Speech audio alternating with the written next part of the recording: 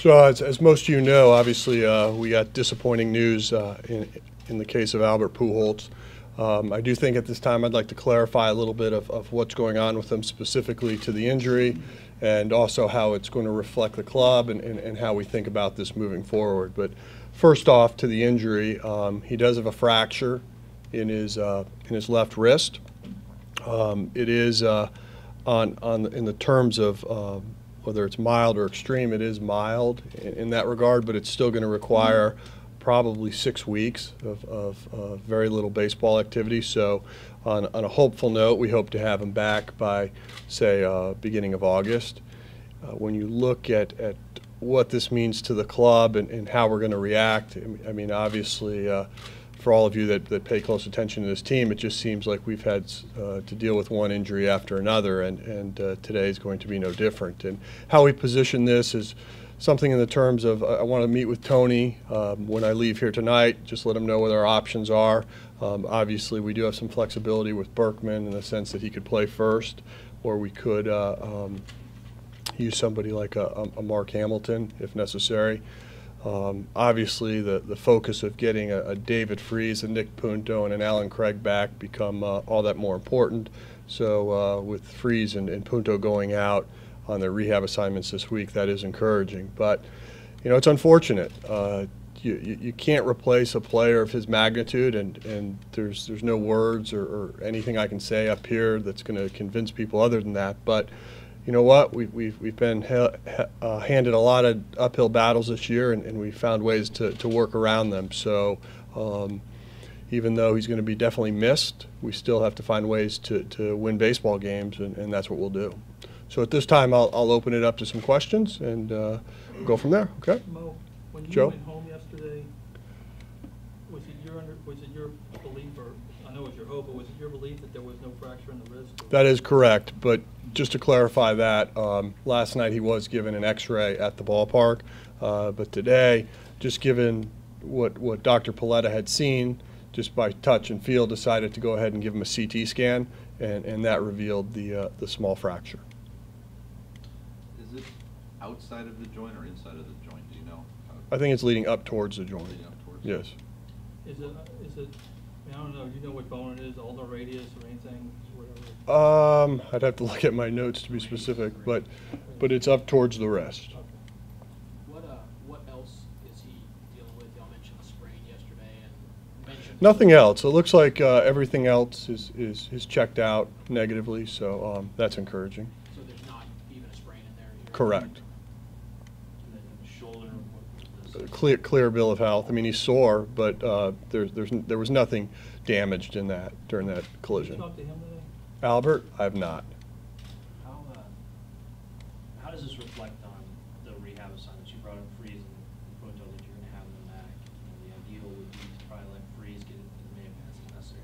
Does it reflect at all on those two guys at the timetable you have? Not really. I think we have to treat that independently, but obviously our hope and we'd like to have some optimism that they can go down there and we can get them back in our lineup sooner than later, because obviously you know, we've been limping along to date, and this isn't going to help matters. Is there a minimum time those guys can be down there, 20, 25 at bats, or is it? I really never look at it as a minimum as much as a maximum, and for a position player it's 20 days. And my hope is neither one of them see the full 20. And it's just healed by rest, right? No surgery or anything? It's just rest? In Albert's case, yes, sir. Are all of the options that you're going to discuss with Tony internal, or are you going to look at some external options as well as? Well, I mean, there's no external things we can do today. I mean, so short term, we're going to have to look internal. Is there the possibility of getting, my word, creative by putting somebody who may not be conventionally looked upon as a first baseman at first base? I mean, I know you have Hamilton available. I know Berkman's played there, but is there like a wild card type of alternative you might have there?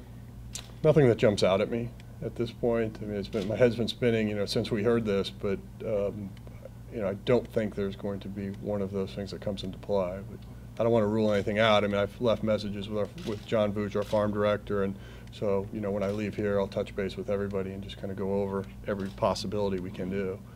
But it just seems like the obvious ones we've touched on. Without declaring it a done deal, because obviously you all still have some decision making. expectation the most likely thing is that Berkman would see the bulk of the time there? I wouldn't jump to that conclusion yet. Again, I haven't had any real one-on-one time with Tony to this point. Haven't spoken yet with John Vooch, and so all the people that kind of weigh in to really how we want to see this might unfold over the next week to 2 weeks in the short term, I haven't had time to talk with. Is it your view that his legs would benefit from Berkman, just for instance, his legs would benefit from being first baseman, they could play less time off? I don't think I would say that. You know, he seems to be doing just fine in the outfield, so I don't think it would make him any better moving him to first. Well, how much flexibility do you have when it comes to making a choice off the 40-man? Like you mentioned, talking to Vooch and maybe looking at other options. Do you have much flexibility there? Or? We'd have to be creative. The answer is no right now. I mean, we're pretty tight. And given the fact that, you know, Laird's situation, Freese's situation, Punto's, neither one of them could be a real easy move to the 60 at this point, just because they're likely going to come back. So it would probably most likely have to be created through an outright. You just came out of a period without Holiday for essentially 4 weeks, and you're still in first place. Is there any way you can equate or compare what you're facing now with Albert for this period of time with what you've just gone through with Holiday?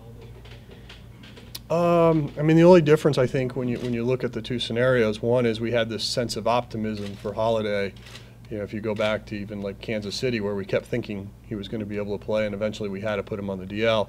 Whereas today, this is a very black and white issue. We know he's going on the DL, and we likely know it's going to be for 6 weeks. So, how the club reacts and how we play through it, you know, time will tell. But I certainly think there's no guesswork in this one. Who called and told you? Greg Houck, I spoke with this morning. Mo, are there any like long-term concerns with this injury with Albert? You know, the fact that he is a big, strong hitter, and this obviously is going to affect his swing. You know, based on the debriefing I got this morning, I would say no. You know, the question was brought up. All the medical people feel that this shouldn't be a problem. But, you know, obviously risks are always a concern when you're dealing with hitters. So, you know, it's something that we'll just have to work through. But in his case, he already has a pretty strong grip as it is, meaning when they were testing that this morning, you know, that part of he's already ahead of the curve. So with that said, most doctors and the medical staff are optimistic that this won't be something that lingers for him. Well, you say 6 weeks. Is that 6 weeks total or 6 weeks before he can resume baseball? I'm going to be vague there because I'm not exactly sure. My understanding is he has to be in that soft cast for at least 4 weeks. So presuming that, he's not going to have much baseball activity until after the 4th week. There's no comparison at all to Albert's injury and Freese's injury, right? I know they're different things, but I mean the same sort of None. recovery curve. You know, as far as like, no, not really. A little different because Freese required a surgery. This will not. Mo, when you got the call on the course, what was your initial reaction?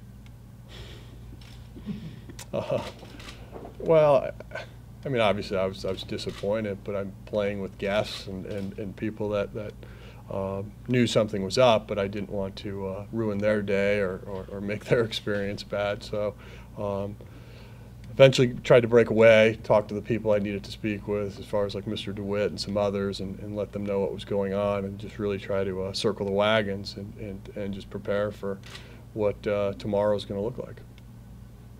Well, when Matthew asked about whether Berkman would be the guy that you'd expect to get the line share, you said you wouldn't jump to that conclusion. Can you elaborate on why? I mean, it's not too many teams that lose a first baseman of Albert's quality and have one. Well, I think, again, you know, Berkman can play the outfield. It's really just going to be how do we want to inject the new bat, and that bat could be at first base, or that bat could be in the form of an outfielder. And maybe the other way to think about it too is as these 6 weeks come and go, there's also going to be a chance to get in Alan Craig some more work, and hopefully this just again creates more opportunities for players like John Jay. When you say you don't see anything, I mean, it's only been few hours since you found out, but in terms of creativity, being creative, there's nothing in the forefront of your mind where you say, okay, we are obviously taking a hit at first base. Perhaps we become more aggressive in looking at upgrading significantly in another position. You know, it's obviously something you think about, but I don't think we're in a position yet to really determine if we'd go down that path. But, you know, one of the things we were trying to do was make sure we scored runs this year, and losing your number 3 hitter isn't going to help. But, you know, we've had creative ways of scoring runs, and we'll just see. But does it open some potential opportunities out there that maybe you wouldn't have explored 48 hours ago? Yeah.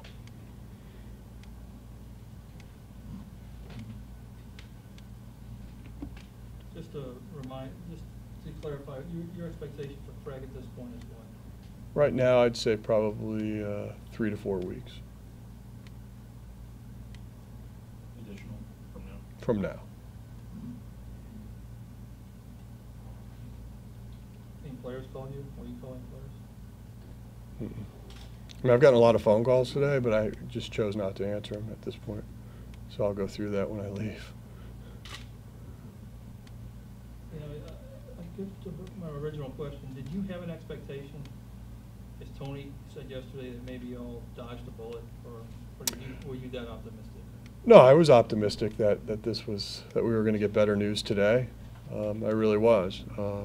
You know, usually when someone takes an X-ray, you feel like that you can put a check in that box and move on. But unfortunately, it's a much smaller break, and one that only could be seen through a CT scan. But it's better off revealing that than having him try to go out and play, and then this could become much worse. So this, I mean, what you heard was if he had tried to play, because yesterday he was almost optimistic when he talked to us. The way he spoke to us, this is something that the fracture could widen. Right, exactly. Yeah, it could be where you actually have full break.